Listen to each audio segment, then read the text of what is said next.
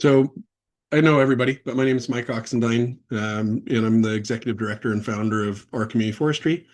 We are privileged to receive a grant from the Oregon Department of Forestry and the U.S. Forest Service through the Inflation Reduction Act to um, grow 4,000 climate resilient trees and make them widely available to people planting within equitable areas as identified by the Justice 40 map throughout the state of Oregon. And the one of the big parts of this program that you'll see in this presentation is that nurseries in general don't favor growing slow, harder to grow, more climate resilient and native trees because they're more ecologically niche to certain areas, certain ecoregions, like the state of Oregon. And they take a little bit longer to grow and they're less proven in the other urban environments. And they can't sell them like the best example is like red maples.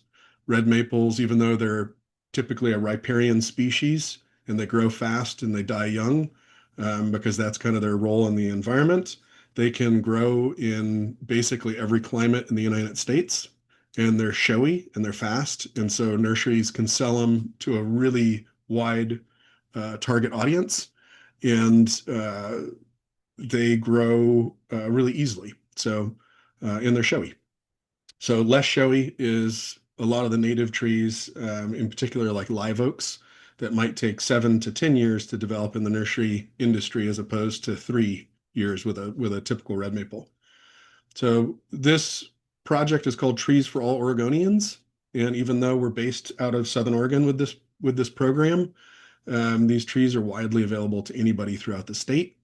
And we will, through this program, figure out logistics to get these trees in the most sustainable way possible to farther areas of the state. So if you are in Portland or the east of the Cascades, Eastern Oregon area, or the coast, we will figure out ways to get these trees to you in a sustainable manner. This is a partnership between our community forestry and Plant Oregon, and you'll get to see an introduction to Plant Oregon here in a second. The program overview, just a quick high level overview. We're growing 4,000 climate resilient trees. That's 800 trees a year for 5 years, 4 years in the program. There was already a year of trees in the ground. We are subsidizing these trees at a significant rate. These trees would typically cost, $275 to $350 for a 7 to 8 year old 2-inch caliper live oak. And these are going to be $80 per tree across the board. And these are going to be 1.5 to 2-inch caliper. Some of them will be 2.5 to 3-inch caliper even for quick growing species. And we are planning to, there are already trees ready that we planted last year, and you'll see some pictures of those here in a minute. The biggest focus and our biggest push as an organization is getting trees in areas that need them the most, in areas that traditionally don't have as much canopy cover in the state. And so that gap of climate justice, where manufactured mobile home parks and industrial areas and Title I schools have less tree canopy traditionally than um, more more wealthy neighborhoods, more wealthy single family residential homes and higher end neighborhoods. And so these trees are targeted for environmental equity work. So if your organization is interested in planting trees in areas that would meet these qualifications, and will help you identify every planting area that you want that is in one of these areas, um, this is a perfect project for you to get subsidized trees of the highest quality um, for your projects. So all of the trees that we're growing are climate adapted and climate resilient species. That means that they've been proven to adapt well and grow well in Southern Oregon and throughout the areas of Oregon, with some exceptions. There are some trees that are in our tree catalog that will not do well in Eastern Oregon, and there are some trees in our tree catalog that will not do well within 10 miles of the coast. But we will help identify all of those trees. We'll consult with folks that are interested in buying trees through this program on every tree going to every region.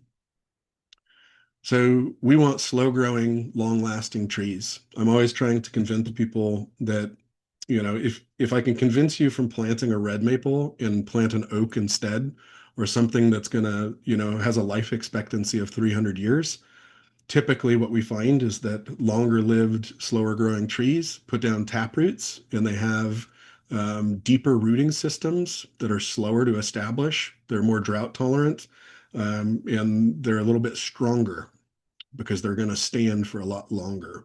They're going to provide ecological benefits far in excess of what quick, fast growing species that will decline quickly. And I say quickly in terms of a tree's life, not ours. Um, and so we're trying to prioritize those long lived species. As part of this project, and in partnership with this project, we have a sub-grant with the Oregon Department of Forestry to create an Oregon tree catalog that is a virtual resource for all Oregonians that are interested in learning more about the tree species that grow well in our state. It's a super cool interactive flip book that's online, and it has a ton of information in there about soil quality and soil volume, and how to pick the right tree for the right place. And we have an exciting update on this, not just this catalog, but we have a growing partnership with Pacific Power right now, where Pacific Power's hands out tree vouchers to folks that had trees removed on their property due to power line conflicts or utility conflicts. With that tree voucher, they're going to be getting a pamphlet from our community forestry on how to pick the right tree for the right place and to offer some consultation services along with those tree vouchers. And they will have a link to the Oregon Tree Catalog in there where they can go through and learn more about these different climate resilient adapted species, and how to pick the right tree for the right place. So this is a public resource. It'll be free and open use for everyone. It's widely available on our website, and we will publish the finished version on January 1st of 2026. And invite you guys to look at that. I'll have a link to this that I'll send out as well. So who can participate in this Trees for All program? All municipalities with urban forestry programs or without an urban forestry. You don't have to have a traditional urban forestry program to participate. As long as these trees are going to be planted in one of the areas that we identify on the map, you're able to buy trees from this program and receive trees from this program, with a couple of requirements. Nonprofits and community organizations, school districts, tribal organizations, tree committees. If your community has a Tree City USA committee and they're going to do a tree planting for Arbor Month, they could get their trees through this program as long as the planting location is approved on the map. And all grant awardees through ODF's subaward program, the Inflation Reduction Act subaward program, because they are mandated to work in these areas that are already approved by the map, can procure these trees through us as well. So how do you use this program? You have to plant in approved disadvantaged areas using the ODF mapping tool. The ODF mapping tool, we link it on all of our stuff. It's linked on our website in a bunch of different places. It's linked in this presentation. We'll throw it in the chat. It's a really simple to use tool. Anything that's in the shaded areas or a Title I school is automatically approved for receiving these benefits, these trees. You submit a tree request through our website, and give us the site details. Like, just make sure that you're going to plant these, and we'll confirm the planting locations. And then you'll sign a 3-year stewardship agreement. For us, and as part of this grant opportunity, one of the reasons you're getting subsidized trees, one of the things that you're going to commit to as an organization is establishing these trees. Trees, it's so critical for them to get 3 years of establishment, care, and maintenance. Otherwise, we're going to start having some mortality issues with trees and trees declining in the urban environment. And we're going to inventory every tree through our in-house tree inventory system. Our inventory system is about as simple as it gets. We can instruct and teach you how to use our ArcGIS platform. It's available on your phone, and we've dumbed it down to take out all of the excess stuff that you don't need in there, especially as community volunteers doing this work. If you want to add inventory data like site visits and maintenance requirements and conflicts with power lines, there's all of these opportunities to include all of these things that we can customize that report for you. But in general, all we want to know is that you're mapping them. So you plant the tree, you stand next to the tree, you click a button in your phone, and you put the species name and where you got the tree from, and then that shows us that it's been planted in one of those areas that's approved. Trying to make it quick and simple. Tracking and accountability, this just goes back into that we are GIS mapping every tree. For us as an organization, one of the things that we really want to hit on is the ecological benefits of the trees that are being provided by this program so that we can report back to ODF and the U.S. Forest Service the ecological value, the carbon sequestration, the stormwater runoff prevention, the air quality benefits, the human health benefits these trees are going to provide. So we do that through our ArcGIS program that's behind the scenes in iTree, and we can calculate for every tree that we plant a projected ecological value for those trees, and then we will be reporting on that data ourselves.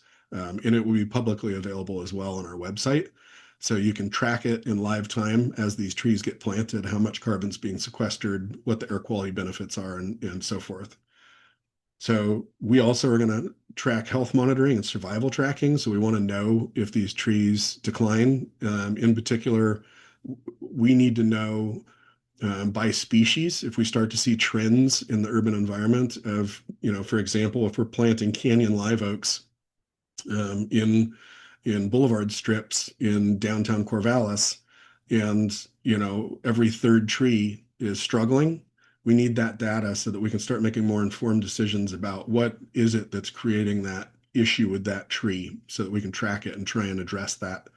And then we'll have site verification requirements that ODF community assistance foresters can come out and verify that these trees were planted in the areas that they were promised to be planted in.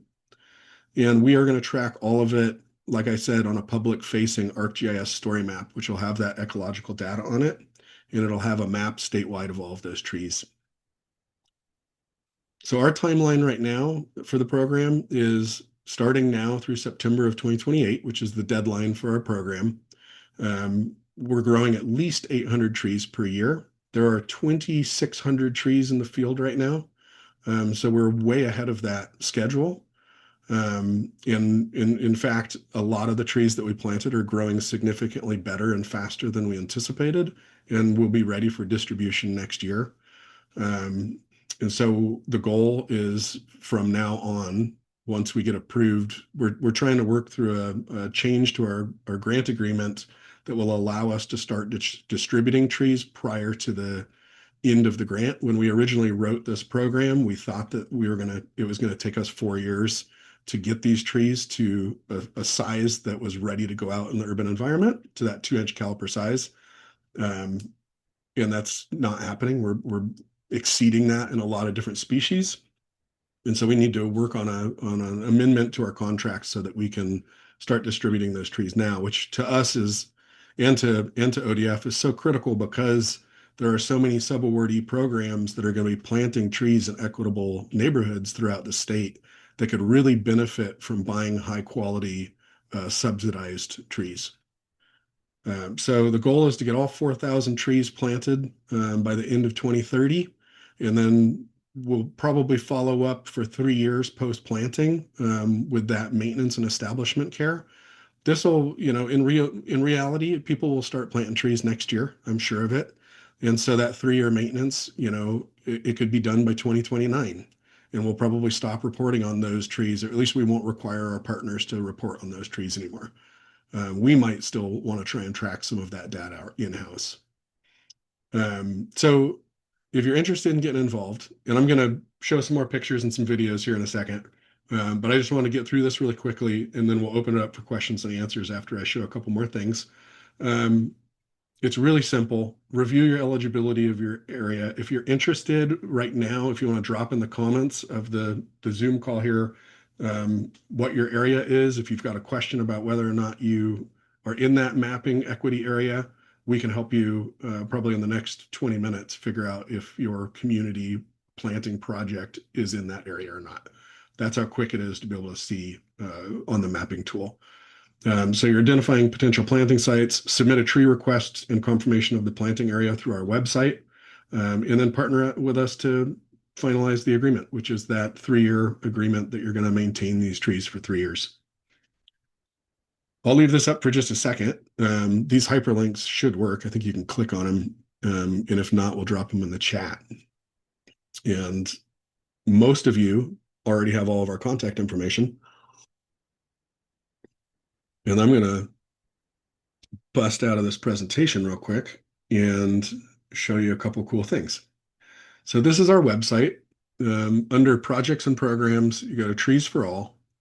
It's the tab I already have open. It tells you a little bit about the program, kind of a quick overview of what we just went over.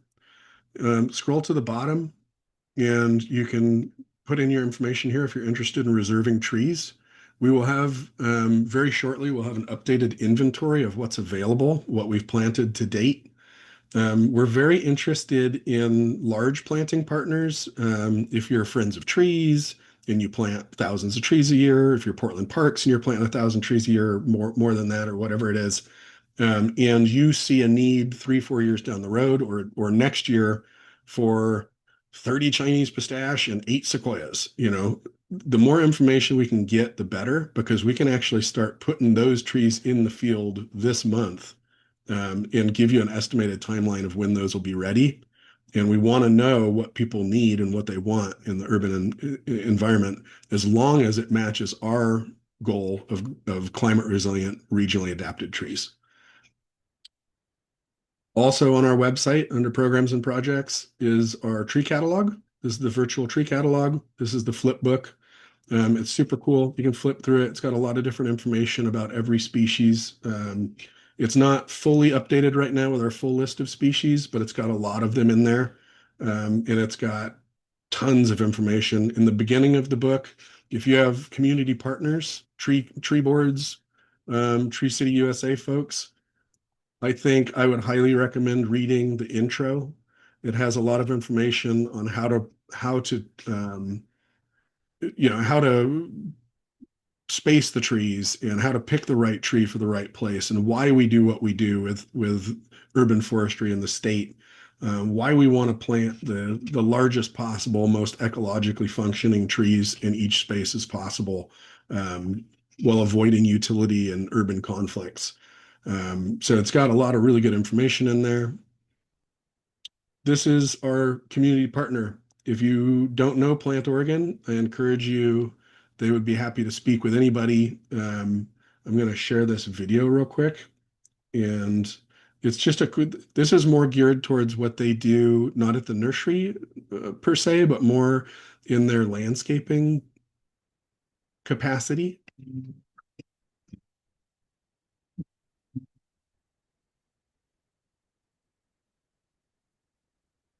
Plant Oregon has been in business since 1976, so 46 years in the nursery business.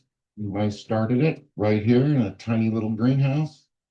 The benefits of hiring Plant Oregon is the knowledge base behind all of our crew, like especially Dan and Dave. They've been doing it for so long, and the passion and like their heart is so there, and they just know plants, they are plants, and they just really absolutely love what they do. Plant Oregon is a native plant nursery, and we grow large specimen trees and with a wide variety of really hardy plants that are important to the ecosystem. All the life here in Southern Oregon depends on a good, healthy native plant community. And so we grow those from seedlings and from cutting. We do everything: landscape, river restoration, we grow native plants, we propagate everything here locally on our land. We have no limits. We grow live Christmas trees and we sell them to the co-op in Ashland, and then they have them available. And then we offer services to plant them after Christmas. So then instead of cutting down a tree, you get to plant one. We grow large trees and know how to do it. Basically, from the very beginning, from sprouting the seeds to installing the plants and building the soil. It's all about the complete package. Well, we're local. We're supporting about 7 families. So you're putting money back into the community here. We'll be available if there's any problems, and we're quick and economical. And we have all the tools and the supplies to make any project happen. So we can put in a 5 mile irrigation system, or we can plant 4 trees in the front yard. So we're able to go in and help people select the right plant for the right spot. If we can help people do it themselves, that's even better. Our legacy will stay around for years. It's like what we do for a living is planting trees that are going to hopefully be there forever. We want to make sure the valley's cooled and there's lots of trees and the ecosystems are functioning. That just means planting more plants, improving more soil, and helping people enjoy their spaces.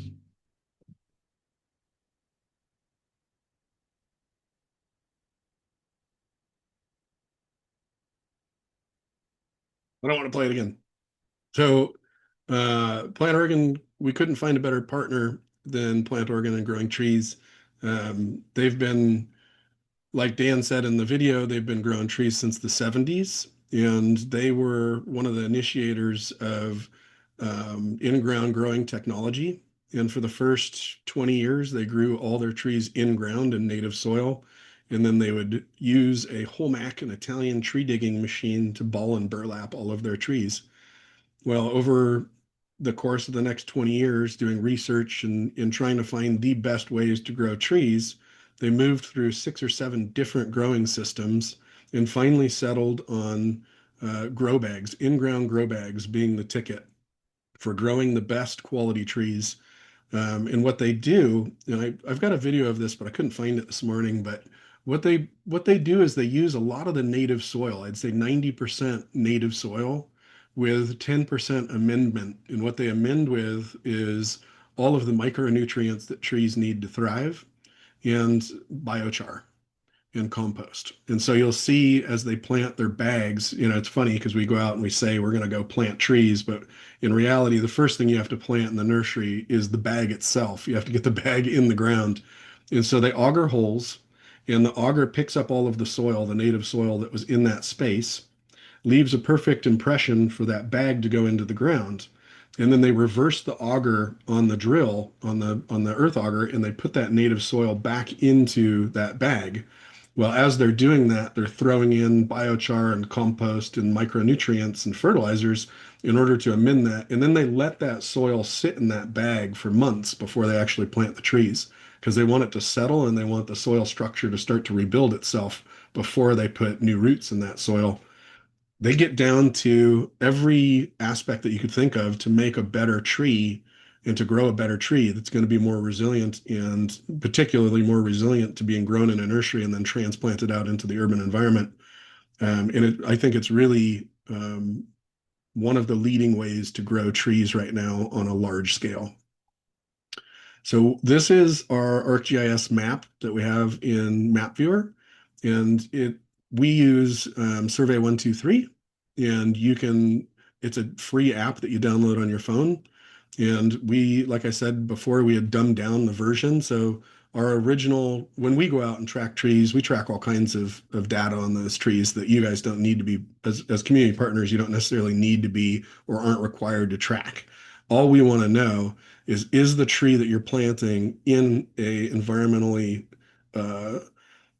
depressed area that is qualified on the subaward program's equity map.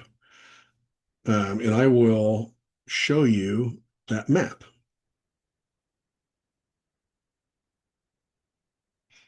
And then I'm going to open it up. I've got 3 more minutes in my presentation, and then I'm going to open it up for a half an hour of questions and answers. This is the subaward program's community justice, disadvantaged communities, and federally recognized tribes map. All of the purple dots are Title I schools. All Title I schools are approved to plant trees at those schools, whether they're inside one of these shaded polygons or not. So let's just zoom in. Almost all of Eastern Oregon is approved already. But we go up here to one of these coastal communities. Here's Tillamook. So you can click on this. It'll tell you this is South Prairie Elementary School. It's a Title I school. So if you wanted to plant trees, if this is one of your community partners or one of your site locations or a potential site location, already approved. Everything around it, already approved. It's in the shading. The whole town of Tillamook, Fairview, all approved.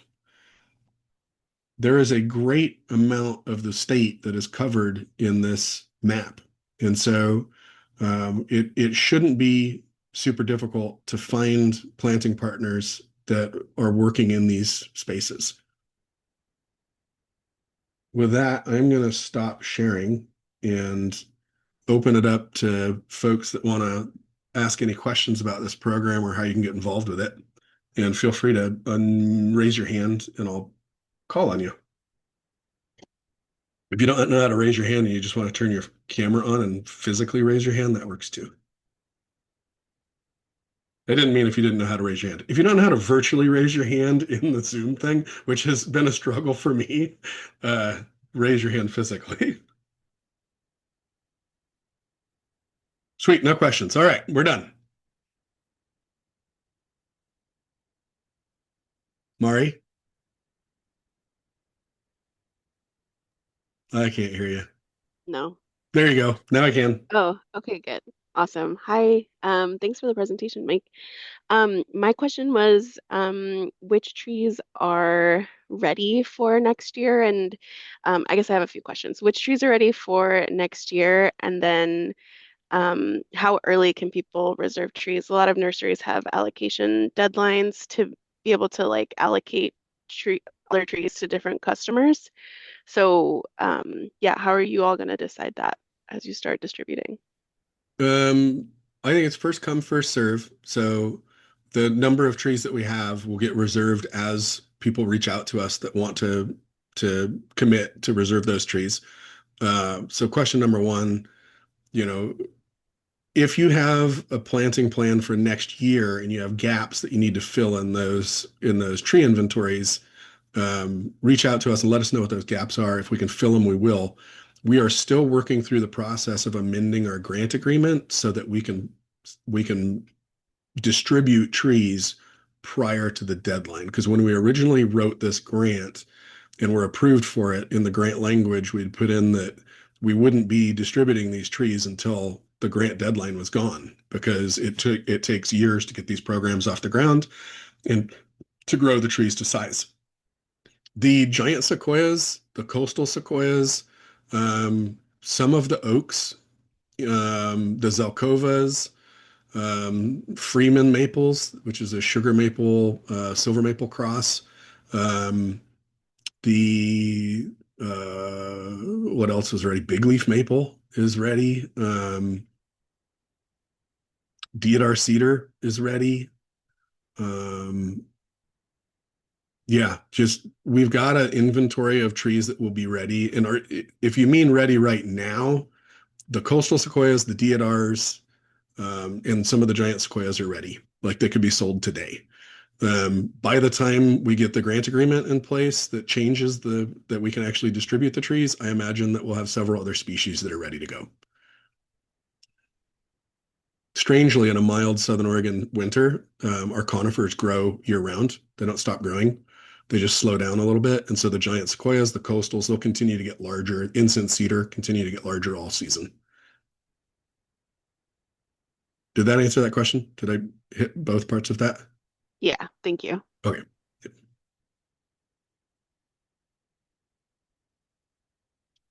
Anybody else have any questions? You can put them in the chat too.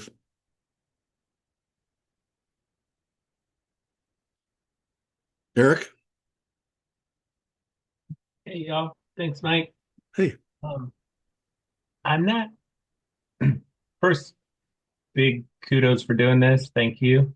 I don't quite get how it might work with Friends of Trees model where we like buy everything in the summer, offer them over the planting season, and so we don't, it's kind of a chicken or the egg thing. It seems like the way I heard it described as we find people who have sites that want trees, but at that point we've already purchased our trees. So I don't quite get how it could work with the way we approach things. Yeah, it's very interesting.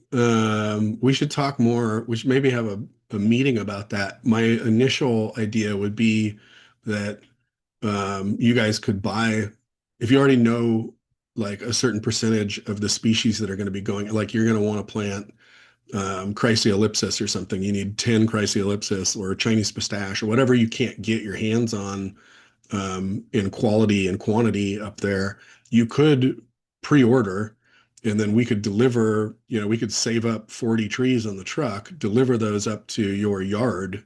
You could buy all the trees and then you could deliver them and put them out like you would normally do. Is that what you mean?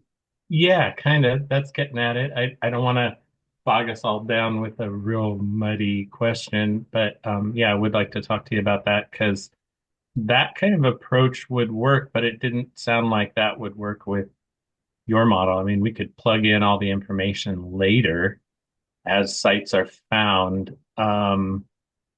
The other thing is the size, because like we would prefer to plant smaller size stock than it sounds like you're offering. And so, do you have any flexibility on that? I think so. I think the world's our oyster. I need to check the grant language to make sure that, I think we said 1.5 to 2 inch caliper trees. Um, but there was also a pricing structure in there for subsidizing those trees. And so the thing to know for Plant Oregon is that when we plant the trees in the field, they are planting them with the assumption that they're going to get to 1.5 to 2 to 3 inch caliper in these in-ground grow bags. And so they're the diameter of the grow bag in direct relationship to the diameter of the stem has to be a certain size. And so if you were wanting smaller trees that are easier to handle, like you want 1 inch caliper trees, for example, they're going to be in much smaller grow bags. So we'd probably start planting those now with like a pre-order of like, hey, let's try out, 10 of this, 10 of this, 10 of that. Could you plant those for us this year? And then they'll be ready much faster. Like maybe not next planting season, but 2027 planting season. We could have those ready for you in the smaller calipers, and we could come up with a better pricing model for that. That sounds great because, yeah, we usually buy from nurseries a year or two before they release them for conventional sales. And, but, and that sounds great. Also, what can you say specific prices? Yeah. So Plant Oregon normally sells trees for about $240 for like a normal, when I say normal, like a normal growing nursery tree to 2 inch caliper. So a 2 inch caliper tree is going to be like $240 to $260, depending on the quality of that tree. Um, Live oaks, because they take so much longer and they're way harder to get and grow, are usually like 350 to even $400 sometimes. And so they've committed to growing those same trees at a constant price of, I think it's $240. They're subsidizing each tree by $145 through this grant program, which gives the ultimate price of $80.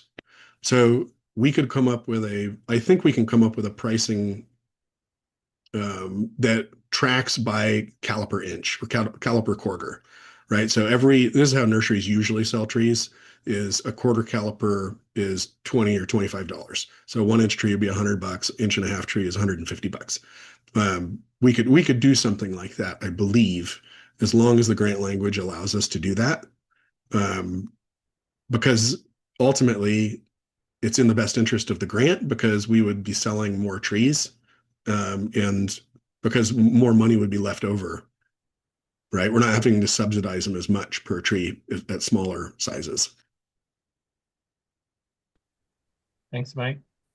Yeah, thank you. Mike, And you got to come down and pick your trees, Eric. so Mike, first, Coming soon. tremendous amount of work. I'm very impressed. I think you guys are on the right page about what Oregon needs in terms of supply of these kinds of trees. So hats off on that work. I did have a kind of like with Eric, I was a little confused about your explanation about price. So um, you said these trees are subsidized and that the normal price is 240, 260 for a 2 inch. So a 1.5 inch caliper tree or a 1 inch caliper tree, what and if you need a specific species, let's say a deciduous, broadleaf deciduous tree, to make it easy, what would that be?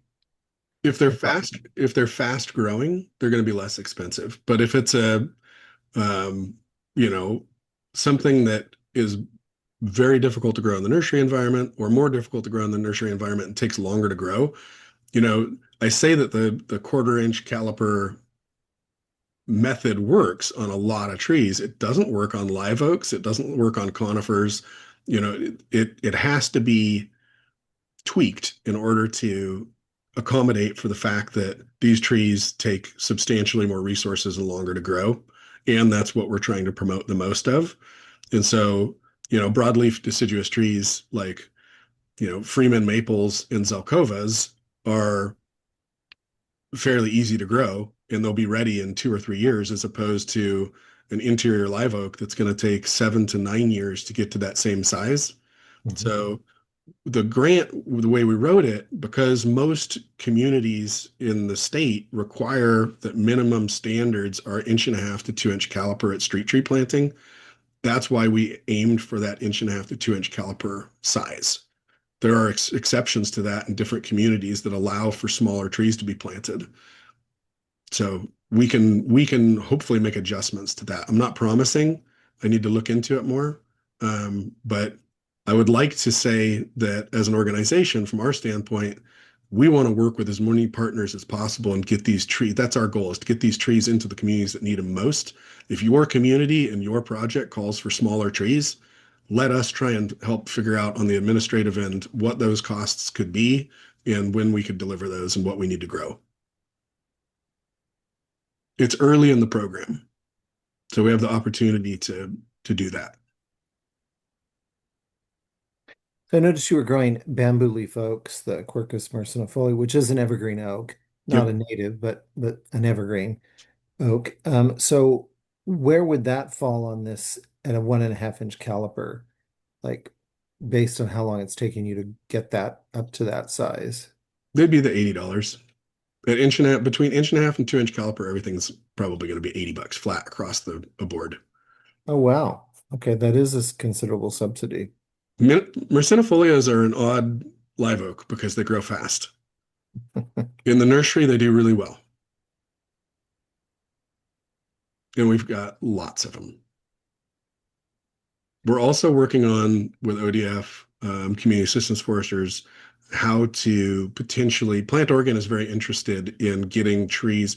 The coolest thing about having a good partner like Plant Oregon that's mission aligned is that they also deeply care about getting these trees out there to program recipients that got ODF subawards because we know that those trees are going into the areas that need them the most. And so they have a vast stock of trees of all sizes and all abilities to sell, right? And they can sell those to any organization at any time that you're interested in buying those trees. We want to try and see if some of those could also be subsidized, and we just swap them out for trees that we were going to grow over the 4 or 5 year period, because so many of the subawardee programs are going to be done by the time that the live oaks, for example, are ready to be sold.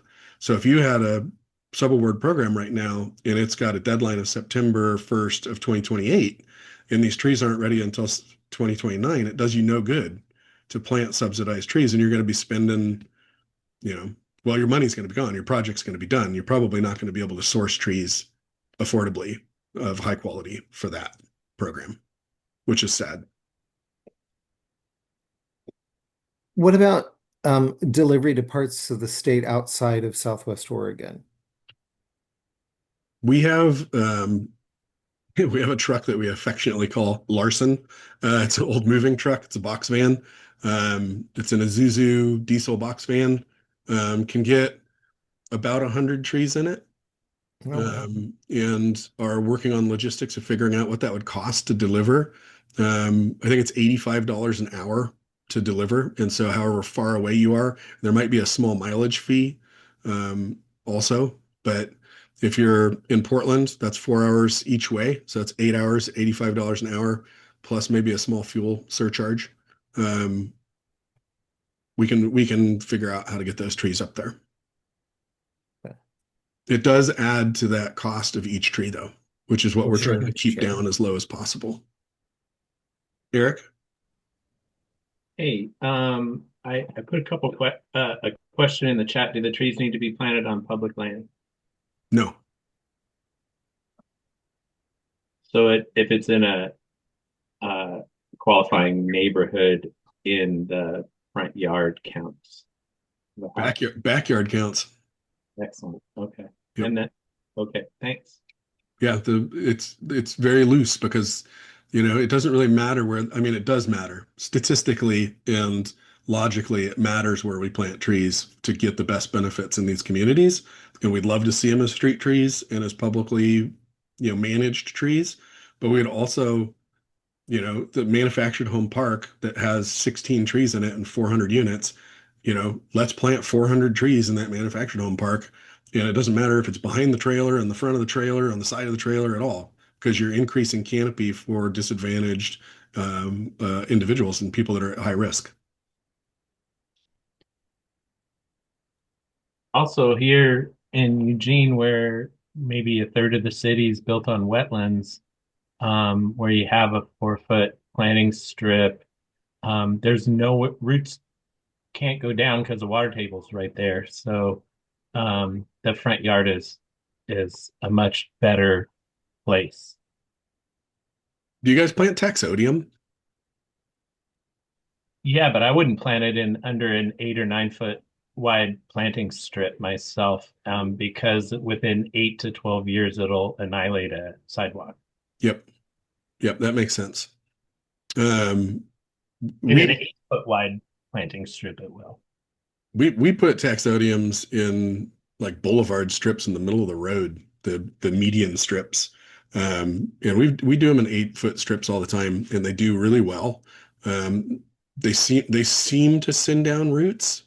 I don't have a lot of, I don't have 40 years of experience planting taxodiums, but they seem to do well in wet soils, clay soils. They can be waterlogged, they can be dry as a bone. Just real versatile. City of Eugene is planting lots and 6 foot wide planting strips in the wetlands here. Yeah, the shit thing that we see is that they occasionally get cut down because people think that they're dead in the fall. And it happens way too frequently by people who are certified arborists.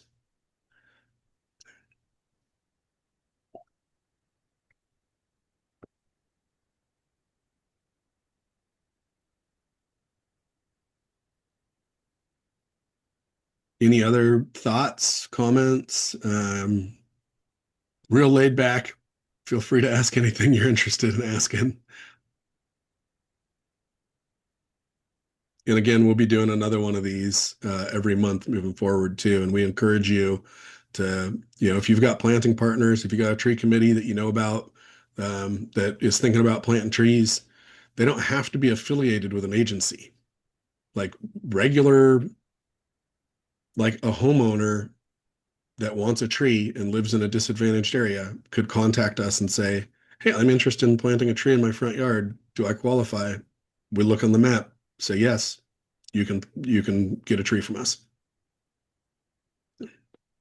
So, Mike, some of the accessories to planting, I mean, the tree is one thing, but stake, twine, mulch, are any of those accessory type of things covered? Can those be available for purchase through Plant Oregon, or does the receiving organization need to arrange all that separately? Yeah, it's $5 a wood stake per wood stake. We could put them in the truck with delivery. We use mule tape to tie trees, and we'd have to teach you how to tie a bowline if you don't know how to tie one yet. Um, uh, we could bring mulch would be like I would really try and help you guys find a local resource for a good quality compost or mulch because we're not going to haul that stuff. But wood stakes, no problem. Trunk guards. They're also $5 a piece. The burly black plastic. Um, I don't know how to explain them other than to show a picture, but um, they provide some sun protection on stems, and they provide protection from buck rub and animal damage. We leave them on all trees in the urban environment for the first 2 years, and then take them off. So zip ties and those could be included in your order. Um, yeah, basically anything that you're going to need, and fertilizer. We call it the stink, uh, because it stinks really bad, but it's balanced triple four organic fertilizer, with sulfur in it. It's really high quality initial planting fertilizer. And they buy it in super totes in bulk and then bag it up in any size you want, I think it's $15 for a 50-pound bag of it.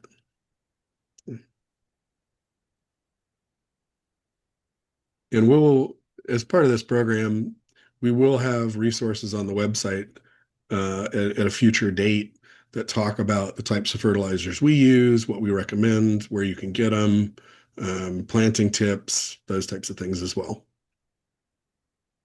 And we can, as an organization, can also be contracted to come out and plant those trees for your community in different locations. We can bring them and plant them, for a fee, which we do at cost. Mike, in thinking about planting around the state, soil acidity and alkalinity can vary. Do you have for each of the trees that you're growing, do you have kind of like a preferred range? Like how acid or neutral can they tolerate and when you would not recommend they be planted? So like for example, if we were working with a school somewhere and we might want to test their soil, maybe as a citizen science, have the students test their own soil and say, oh, we have this pH in our soil. That might help determine what's going to do well in that particular location. Is that information available? I know it's online, you could for each tree, but do you have it centralized for each thing in your catalog or? I would say my recommendation would be reach out personally for these individual issues on these planting projects and ask for a free consultation with us, or with Plant Oregon, and we can help select tree species for those locations and help with recommendations for amending the soil at planting. Yeah, Or even selecting something that would naturally do better in that type of alkalinity or acidity. So, yeah, okay. it's so variable. What we face a lot in our regional area is boron in the water. Like anybody that's on a well, has boron in the water. Boron bioaccumulates in trees over years and will eventually kill trees. And so there's no way to get boron out of the water without like a really expensive reverse osmosis system. And there are no trees. Yeah, there's a handful of trees that are tolerant to boron, but it kills all of them eventually. So that's just one example of like so many different issues that we'll have to deal with in the different regions of the state. But we've been planting trees for a long time with Plant Oregon as our backup partners here. With their knowledge too, we can help with those issues as you come across them. Hmm. Thanks. Yeah, we certainly don't want to see trees get planted and then not do well. So it's part of our reporting on this program is, you know, as an organization, we have like a 99% survival rate on all the trees that we plant. We'd really love to see that go across the board. It's like, and that's why Plant Oregon is our partner and not some other nursery is like these trees are, we can stand behind them and trust that the trees are the highest quality and that they're going to do well if they're taken care of and cared for those 3 years and planted correctly. And, we are sticklers about transporting trees. I don't know if you guys know what anti-desiccant spray is, but it's, we spray all the trees with anti-desiccant. They get watered in really well. They get loaded. We don't maneuver them by the tops. They're always handled by the balls. The biggest concern Plant Oregon had with delivering trees was the receiving end. How do we trust that the equipment's going to be on the receiving end or that the team on the receiving end is going to help us offload these trees in the manner that they need to be cared for and that the balls don't loosen up because they're getting, reefed around. And so they are really interested in, and so is our organization, in being the ones that deliver the trees, as opposed to like, it'd be a lot easier for us to just hire a logistics company to put, 400 trees on a semi truck and send it up to Eugene or Corvallis or something. We'd rather take them in small loads ourselves and be there to help offload and care for those trees.